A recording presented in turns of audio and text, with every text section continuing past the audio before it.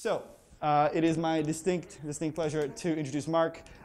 He is not just the co-founder of Tesla, which you may have heard of, down the street there. They make pretty decent cars right here. I don't have one, so one of these days. But he was also a chief luminary in the spread of ebooks. So if you like to read things on your Amazon Kindle or what have you, he's one of the key reasons why that was even possible. He's gotten into public policy since then. He's gotten into education. And he's also going to be telling us about how he's exploring his next great idea. So with that, there's a chance. We're going to welcome Marc to join us. Yeah.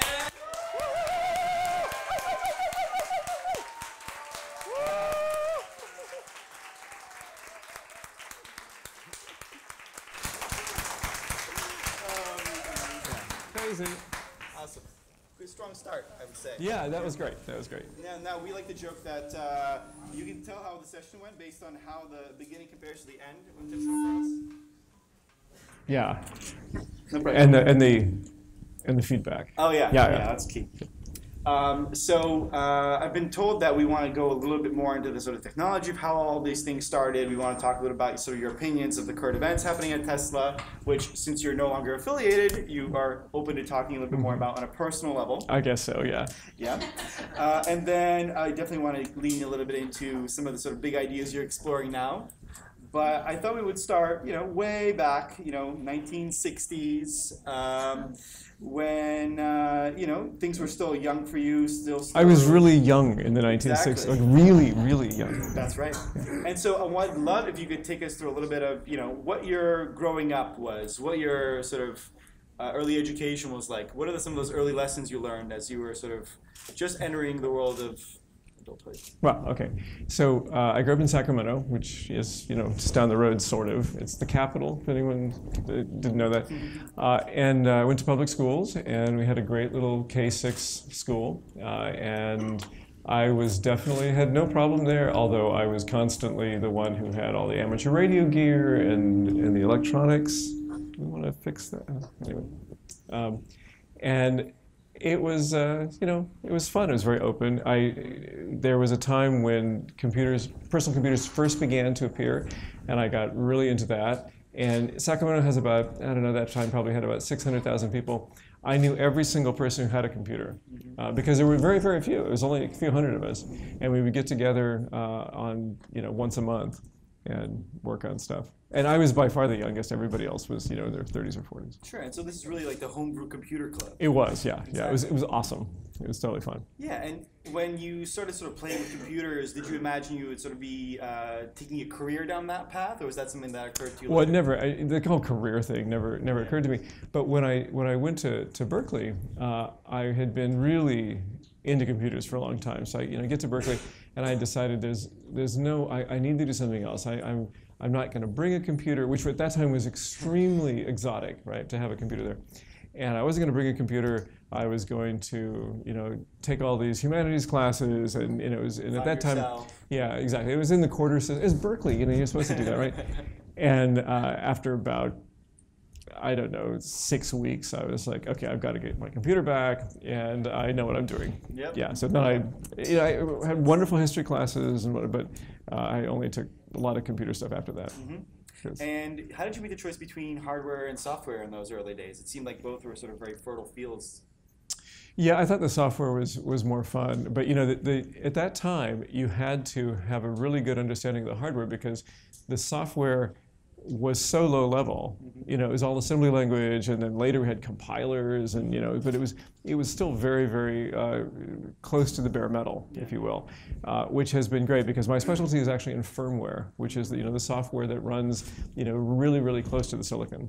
So it was and the software is kind of more fun because in hardware, especially then, to make a change was hard. It's hardware, right? I mean, it took a while, and in software I could just wave my hands and magic could happen. I like that. Sure. And as you were sort of transitioning out of college, it was time to start looking at maybe taking a job or building a thing. How did you decide to really pursue the direction you did when you were just coming out of school? I mean, you had the world open to you, especially sort of with software background. Yeah, it's great to not have a plan and never think too hard about it. So my friends were putting in, their resumes and interviewing at HP and I don't know what at that time other places. I didn't know it, but I knew went to Apple because Apple was not doing very well then.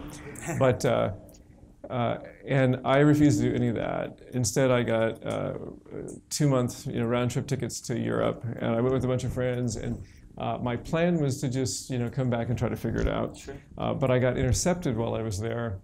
I got tracked down because I'd been doing some work for a couple companies in the Bay Area, and when I called, there was no cell phones or anything, so I called my dad, my parents, and he said, "Oh, there's this guy who keeps calling the house." And I was like, "Oh God, it's one of my clients."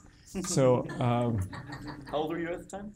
I was 20. Cool. I just turned 21. On my 21st birthday was when I left for Europe. Yeah. So I called him, and he said, "You got to come back.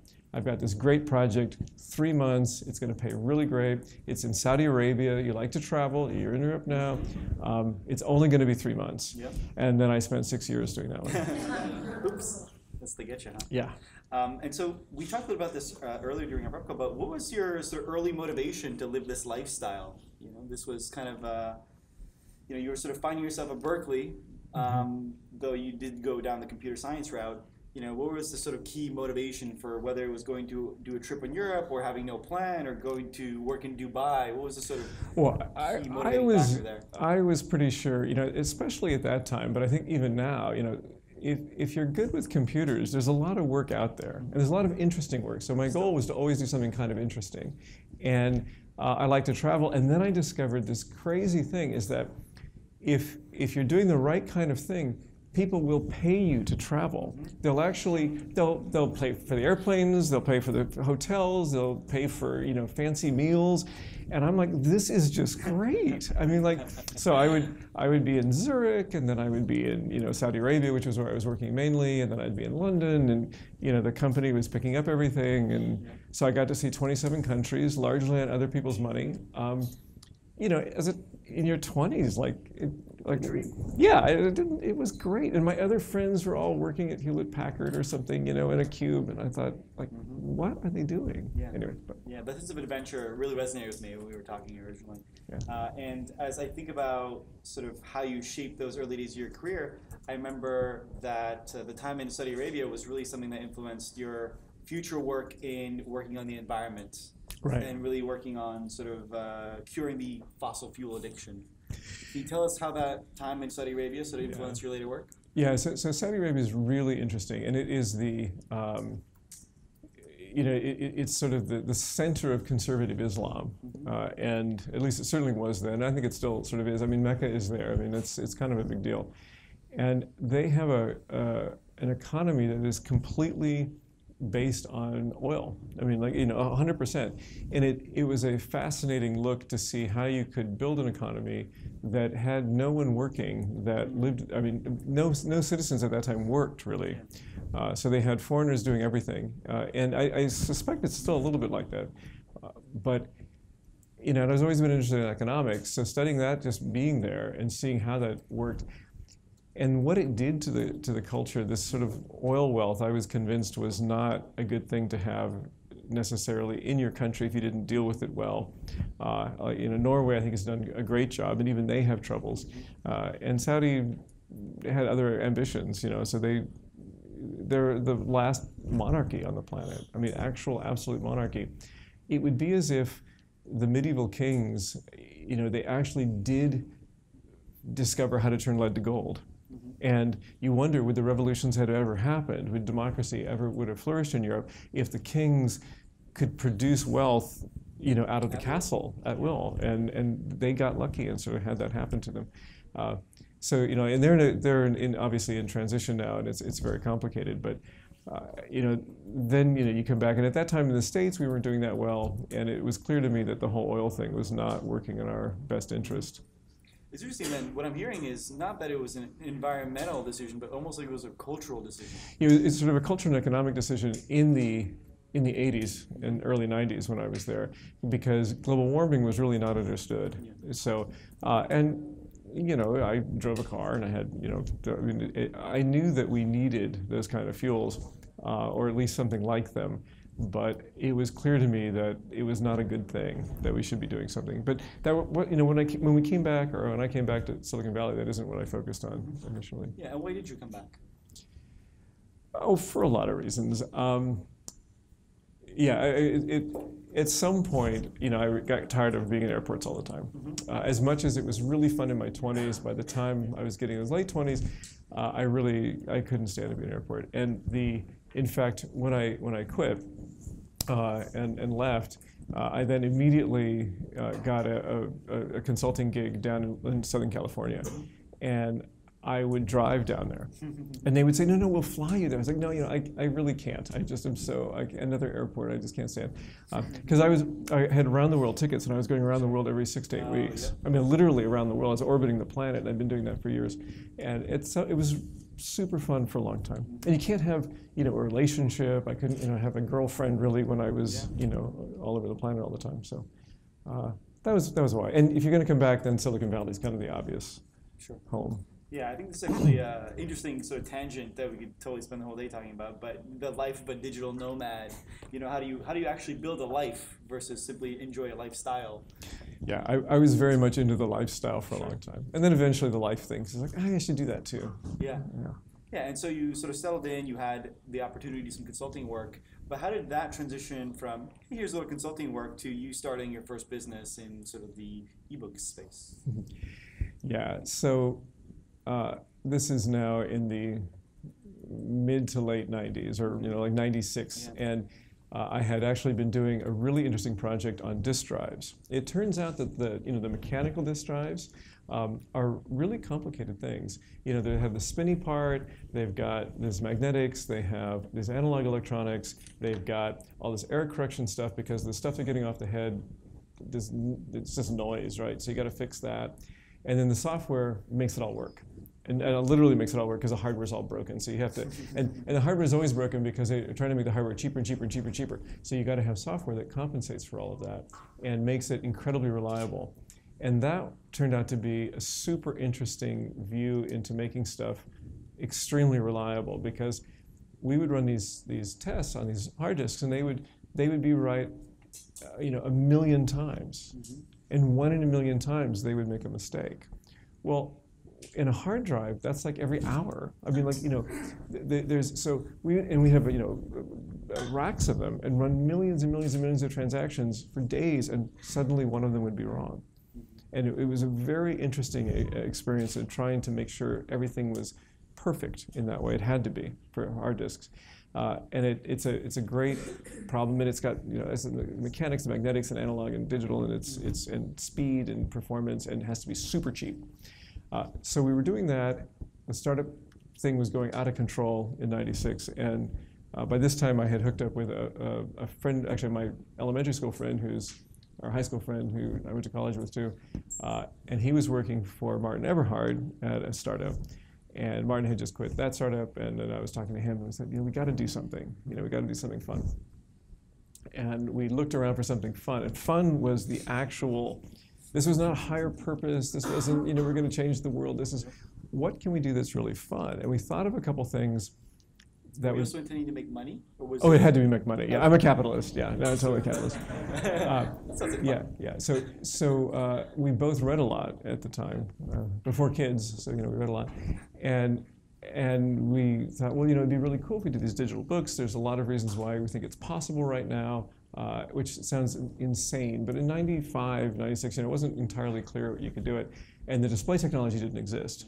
So that was the big limiting factor, was the displays. But we had been to Japan a couple times and knew what was coming. The technology was just almost possible when we started the company, and we thought it'll be great. We'll meet some cool authors. We'll, the whole, and which was true. We had it was very interesting. And it also introduced us to this idea that you can have businesses or ecosystems that have been in place for hundreds of years. I mean, the publishing industry is ancient. The publishing law, the law that covers the legal interactions of all these publishing houses and authors and in the world predate the United States by like 200 years. So we had to hire special lawyers to deal with them because it's actually a different kind of law. It's the most bizarre thing. Anyway, it was super interesting that way, and we discovered that these ancient industries can be disrupted pretty easily because they're so ancient. Like the same people are running them. It's been like 300 years, and you got the same people. It's like incredible. So you got your check boxes of an ancient industry worth disrupting. It'll be fun. It'll make some money. You'll meet some cool people. Yep. But I think the prep work going into it, excellent. But you inevitably run into some issues at any startup, especially when it's your first one. And I remember we kind of talked about a few highlights. Tell me how you learned the lesson that it's important to learn when to fire people. Right. So the company had been running along for a few years, and I was changing my role, and I was the head of engineering, and I hired this experienced engineering manager, because I'd never really managed very large teams or whatever, and it was getting a little I was not performing very well. So I was replacing myself, and I hired her, and she seemed great, or she was great. She is great, and she started on Monday, and the first couple days she just shadowed me, for a couple days, and like on Wednesday night or whatever, we're having a debrief, and I said, so far, what do you think? Like, you've shadowed me to all these meetings, how does it feel? And she goes, well, I see, you've correctly identified all the problems that the organization has, I think. She goes, I can see them, and most of these are really fixable. But she goes, that one guy and that one, says, what does he have on you? And I was like, what do you mean? She's like, he needs to be fired. If he isn't holding something over you, he needs to be fired. And I was like, but he's running this and that. He's got a PhD, for God's sakes. You can't fire him. And yeah, and she was. She said, no. I've fired lots of smart people that are productive, but he doesn't work and play well with others. I mean, it's really, really a problem, and you're not, And so we went ahead and followed her advice, and it was transformational. Because it had been, like, the people that reported to him all said, I can't believe you did that. That is so awesome. And no, seriously, I mean, and we realized, Martin and I both realized, how much of our management time had been spent sort of dealing with this particular employee, and totally distracting us from what we should have been working on. So that, and the thing that killed me, that I thought was interesting, like, we had been doing this for like a year and a half, and this experienced person, 48 hours in, she's like, that's one of the problems, you got to fix that, and she was dead right, and that really taught us, both of us, really a valuable lesson, because when stuff came up in building the teams for Tesla, which was a much, much larger organization, these are not bad people, they're just not a good fit for your particular environment at that particular stage of the company, you have to. It's difficult, but you got to say this isn't working out, because it really, every time we did it, it was a positive. I mean, like, seriously, it made everything run better. It made the teams that were it made everybody happier, so that was a big lesson. And is that a transferable skill? Did you learn it from her at that moment? Yeah. Once she pointed it out, it was clear what the issue was. You could repeat the process in the future. Now, is there any way that you could teach the people in this room how they do that in their companies? Well, I think you'll know. I mean, when someone's consuming all of your management time, I mean, like, that's one thing, and causing all kinds of grief. I mean, it's hard. That's different than an employee who's really smart and doesn't seem to be working out in that particular role. Yeah. So we had several like that where we moved around until we found the right position for that employee, and that worked out great. Yeah. But there's sometimes that's not going to solve it. Yeah. And we had moved this person around a couple times too, but it was not resolving. Yeah, good tip. And another one that I wanted to spend a little bit of time on is you told me that one of the other lessons was you learned to keep customers at the core. Which for somebody trying to make a lot of money at a fun business must have been a bit of a 180. No, so the customers are the people who buy your product. I mean, and they won't buy it unless they like it. And this was something, I mean, like, it's cliche, right? But you have to always think about what the customer experience is and make it, you want to delight in, the customer. It sounds ridiculous, but, like my daughter, my middle daughter getting her driver's license. And it turns out that the DMV does not have the customer, in the center of their being. I mean, it's really impressive. And these are not big things that they need to fix, but they need to fix these things, but they don't care about the customer. And there's so many companies that do that as well. It really, so the ebook thing was all about us learning really deeply that the customer experience was the thing that mattered the most.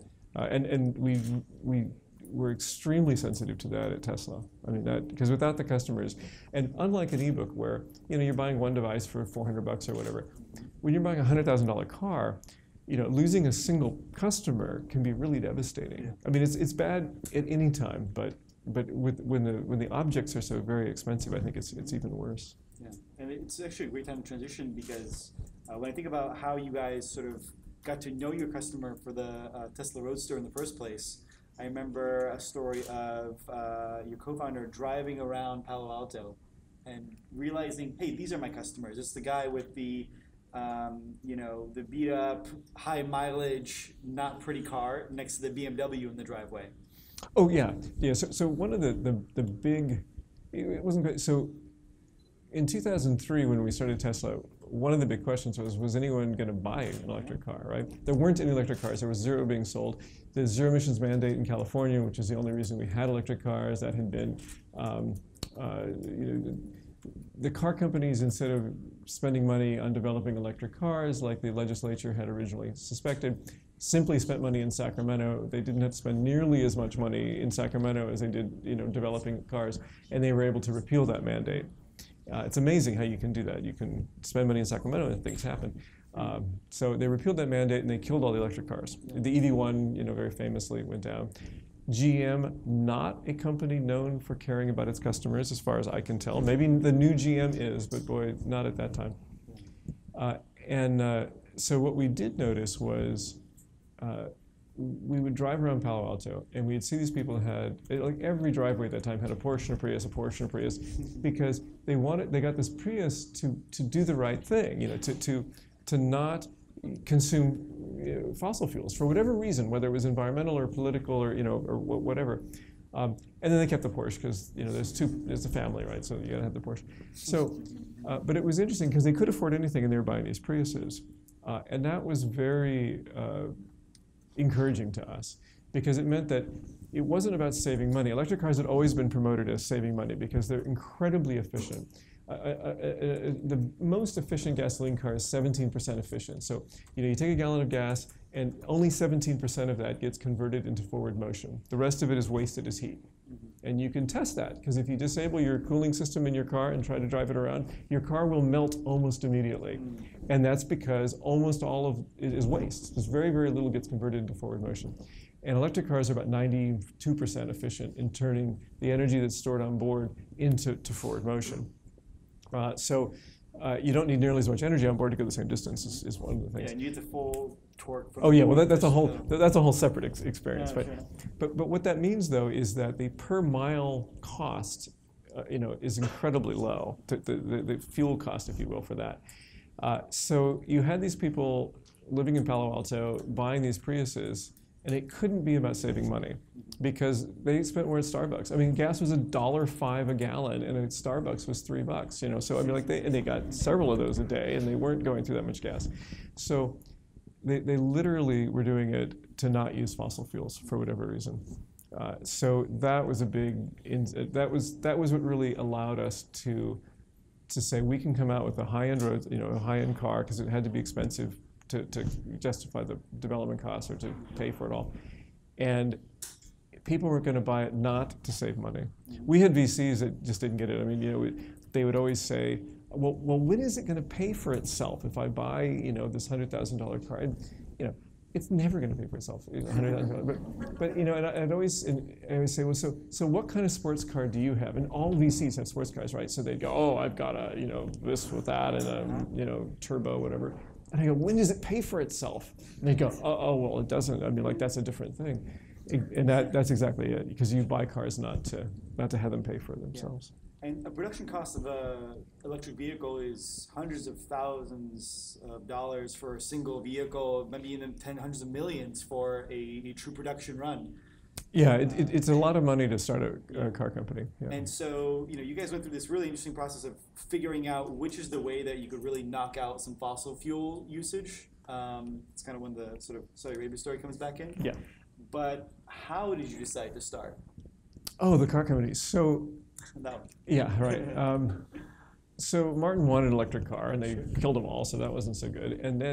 And he was really becoming concerned about global warming. Before I did, I was very concerned about the economics of oil, and he was a little bit ahead of me on the global warming thing, because the data was unclear in 2003, but becoming clearer.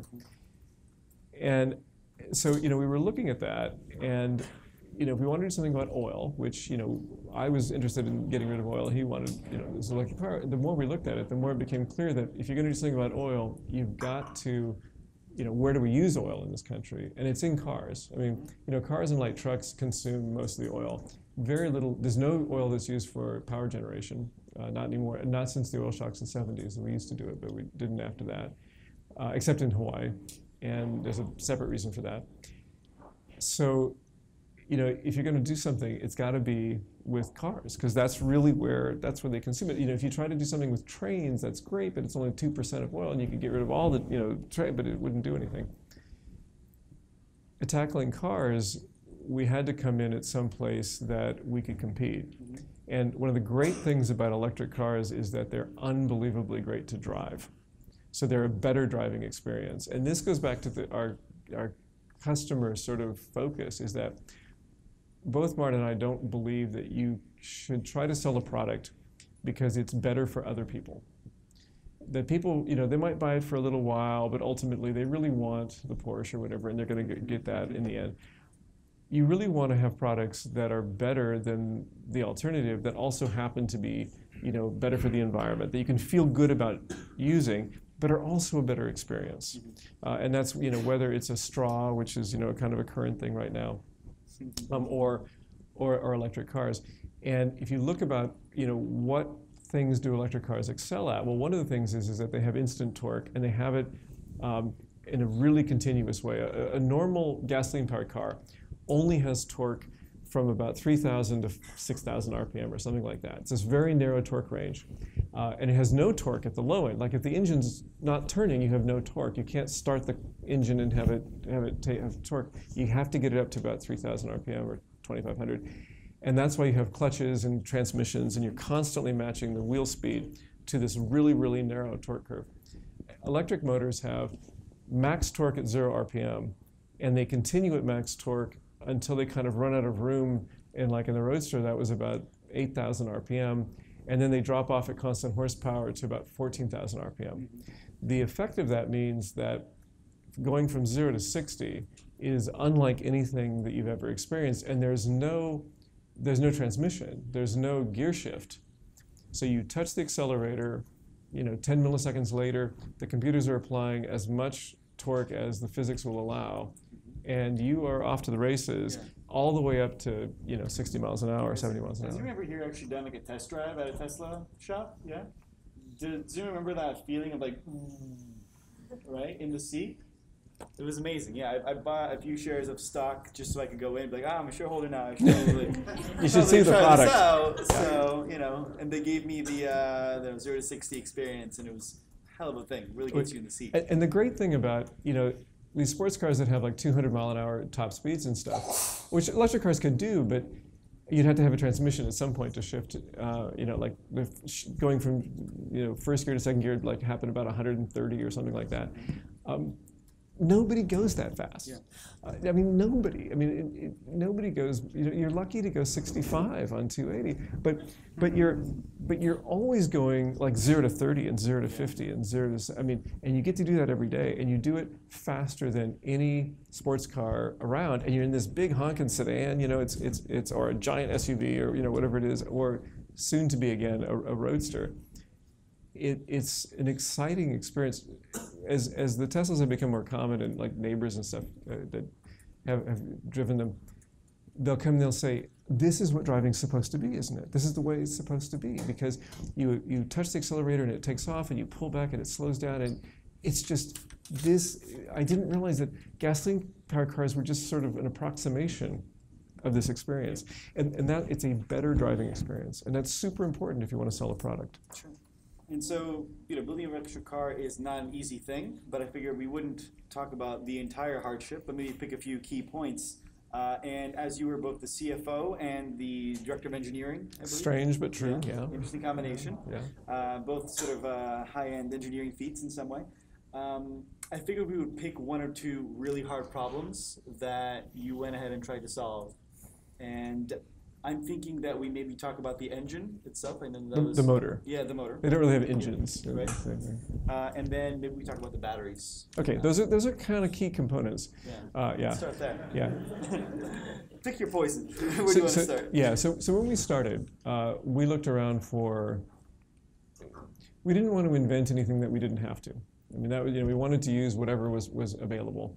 And we looked around and we found that AC Propulsion, which was a sort of hobbyist EV conversion company down in LA, had sort of the best stuff. And we went down and we talked to them, and we actually ended up licensing some stuff from them in the end. But they were hobbyists. We were all about production, and they were all about making 3 or 4 at a time. None of them were the same. They didn't really know what they had shipped, but they had a really efficient motor. And the electric motor we wanted to make, or we wanted to possess, had an efficiency that was nobody made, because nobody needed to. Like, you didn't have that big of a motor that needed to be that efficient. So, AC Propulsion, had their motor, and we learned how to do that. And then we completely came up with a different design, ultimately, because it wasn't manufacturable, and we had to make it so you could make more than one at a time. You could make hundreds. But it's basically an AC induction motor, which is something that Nikola Tesla invented in the 1800s. So there's no magnets, there's no neodymium. Now, in the Model 3s, I think they do use, they switched to a different kind of electric motor, but all the S's and X's and Roadsters are all AC induction motors. It's a brilliant, clever thing that Nikola Tesla came up with. It's basically just copper. And the cool thing about it, and this is true with all electric motors really, is there's only the rotor that spins, the spinny part, and then there's 2 bearings, and that's it. If you think of that same drivetrain for a 4-cylinder car, there's about 300 or 400 moving parts in that same package. And the motor, it can be very, very small. The motor's only, kind of this big. They're a little heavy, but they're not very big. Yeah, I wonder if, a lot of the breakthrough was finding a way to build a scalable motor that could be put into an electric car, and well, the biggest thing was about licensing it out as a business. No, the biggest thing was the batteries. So the batteries, DC motors have been around, or AC induction motors in this case have been around for a long time, but making them work smoothly and beautifully, that requires computers, and it turns out Silicon Valley were pretty good at that, so that wasn't such a big problem. But the battery system, nobody had ever built large format batteries at that scale, that size, because we needed 80 kilowatt hours, which is a lot. And Martin's incredible thought experiment was, we were very familiar with what are called 18650s, which look like AA batteries. And they, at that time, were used in every laptop that existed, every camcorder. So it was before cell phones. There were these things that you couldn't play games on, but were recorded video. So there were camcorders and what else? I don't know, a few other things that were in these 18650s were in. They were the only standardized cell. So every manufacturer made them, and therefore they were commodity priced. So you could get the best stuff possible at the cheapest possible price. But they're only this big. And Martin said, well, why don't we just use those? Because we were looking at all these what are called large format cells, which have a lot more oomph to them. But they were lame. They were super expensive. They had very low energy density. They were, a decade behind where the 18650s were, because the 18650s were literally being made by 1 billion a year. So there's lots and lots of pressure on them to get better. And these are really lithium-ion, or this is? Oh yeah, lithium? no, lithium-ion. Okay. Yeah, we're not that old. 1991 or so. Lithium ions came out really, I mean, Sony invented them, I think, in maybe 96, 97, I'm not exactly sure. But they became sort of more available, by 99 they were certainly around.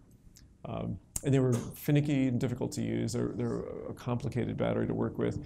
And with these little cells, as I said to Martin, we're going to need like nearly 7,000 of these cells in a roadster. Like, this is insane. But, when you work it out, you can get the highest packing density, the highest energy density, you can make them redundant, you can make it safer, and it's a lot cheaper than anything that was possible because they were being made by the billions. And that was a key insight. And it took us a lot. In fact, that was, because we considered the battery to be the most complicated thing, that was our first round of funding was entirely dedicated to building that component. We had to, if that didn't work, then it didn't matter. For the ebooks, it was about the display. We knew we could do everything else, but could we find the display? So our first funding was all about getting a display that people would be willing to read on, which again sounds ridiculous, but at the time was very hard. So it was all about the battery. Yeah. And I think that there are incredible conversations with you really talking about the specs out there. So if you guys really want to go into the tech, I recommend someone much smarter than me on the technology side to be your interviewer, or just go online. But I do want to ask about an innovation that was on the business side, which was the idea of building the Roadster, using that to fund the next car and the next car and the next car. Well, yeah, I mean, that How isn't was that really ideated? How was that? Well, I mean, you got to come up with one product and then the next and the next. I mean, and the goal was to always be, as we got volume up, because the Roadster was never going to be high volume. It just, there aren't that many. It's the high-end sort of two-seater sports car market in the U.S. at that time was about $3 billion a year. So it was not a bad market segment to go after. It had very high margins.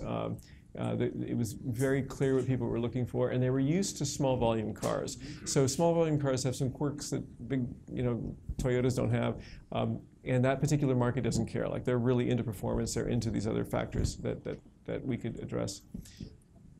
But that doesn't solve our bigger picture, our bigger mission of doing something with making a dent in oil, because there, just not that many sports cars driving around.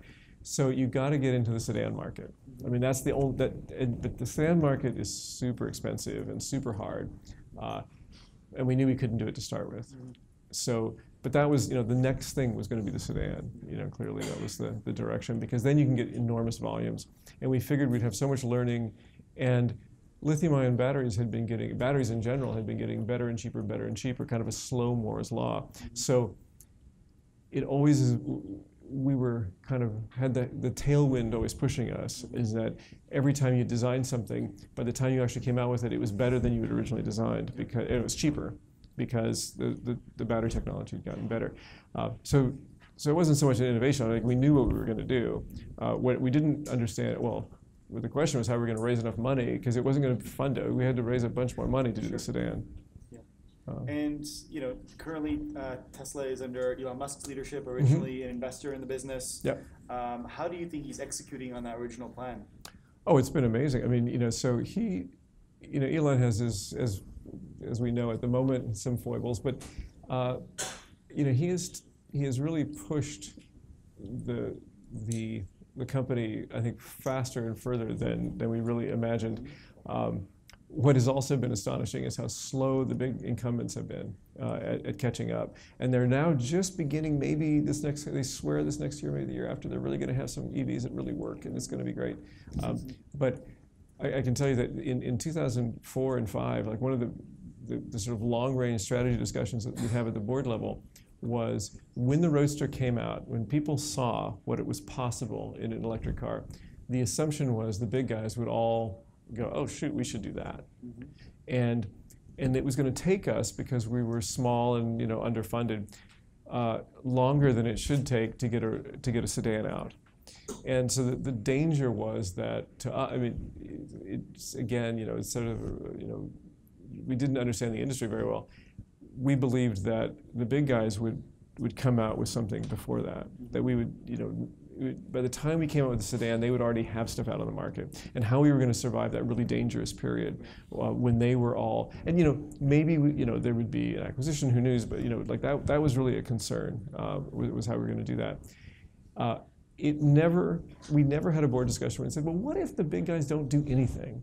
What if they're so screwed up they don't even know what's going on, and they let us spend 2 extra years working on the sedan than we originally had planned, or whatever it worked out to. And then we release the sedan and they still don't do anything. And then they wait another few years until we're really like, crushing certain market segments around the world. And then they begin to wake up. Like that was never discussed. I mean, that was never, in the vision. So it's worked out very well that way. Yeah.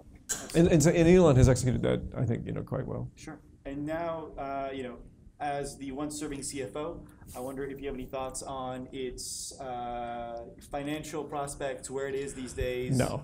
So I mean, like I was CFO in the long ago, early times. The car industry is profitable. I mean, it certainly can be, and I think Tesla, is ahead of anybody else in the electric car world, for electric cars. And I think the world is going to be about electric cars. I think that it's going to happen faster than people thought because battery prices have declined faster than even the most fervent, analyst believed. In fact, Bloomberg Energy has revised their forecasts of battery prices down like 2 or 3 times in the last like 5 years. They keep projecting, and then they go, oh, well, shoot, they're already through those, but they keep pushing it down because batteries really do get better and cheaper.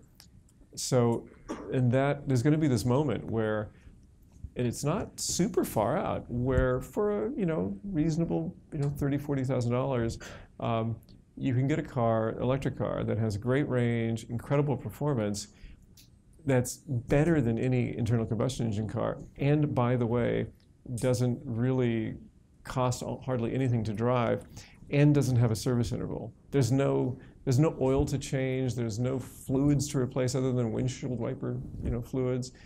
Tires, you go through a lot of tires because it's really fun to. Turns out there is a cost to that.